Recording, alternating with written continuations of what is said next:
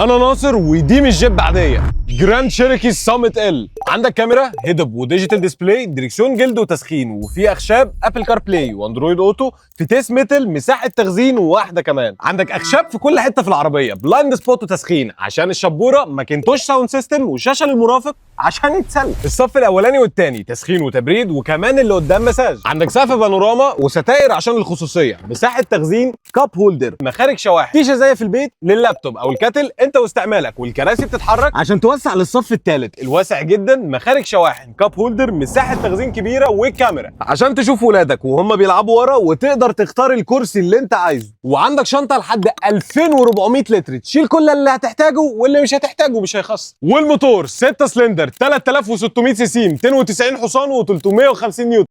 جيب او حتى جيب، المهم تعرف تشتريها. ومن قدام تيبيكال جيب عندك 7 مستطيلات يمثلوا الكرات، كاميرات 360 ونايت فيجن، ولو دول خلصوا تقدر تستورد عربيتك من اي فرع فيهم، وهتلاقيها في القبطان، فرع التجمع، وزايد، ومدينه نصر.